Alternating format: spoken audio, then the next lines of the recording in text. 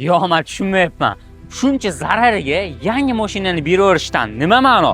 2026-yil 3000 kilometr ham yurmagan Cherry Tiggo 8 Pro restyling 2026-yil, texpasporti ham 2026, kuzovda ham 2026. Deyarli yangi mashinani shuncha zarariga beraverishyapti. Egasidan so'rab olasiz, nimaligi? Menga qorong'u. 360 kameralari bor, slipoy zonalari bor, beskulchoq do'stlar bor. 4 ta yangi balon paroggacha qo'yganman. Примерно $1000 rasol qilganman dedilar. Panorama tomlari ham bor.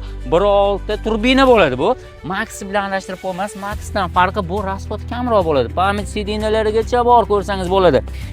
Yangi mashina salaflargacha olinmagan, ko'chalantirishni ko'ryapsizmi? Bespirodnoy zaryadkalar bor, panorama tomlari bor. Xullas yangigina 3000 kilometr ham yurmagan 7 o'rindiqli 8 Pro'ni necha pulga bosib olgan bo'ladi? Salonda 31 ming turibdi. Bitta layt bosib qo'ymasdan ancha arzon topib qo'ydim. 7 o'rindiqli deyarli yangi mashinani shuncha zarariga, 5000 zarariga deb o'rganmas, sababi $1000 rasxod ham qilgan ekanlar. Marokka xullas. $27250 ga bosib olsangiz bo'ladi. Sababi yangi mashina bo'lgani uchun narxini shunaqa belgiladi. Endi arzonmi, qimmatmi, kommentda o'zingiz fikringizni qoldirasiz. Agar mabodo shunaqa sostoyanidagi, shunaqa probegdagisini bundan arzon topib belgilab qo'yadigan bo'lsangiz, o'sha narxda ham beraveradilar.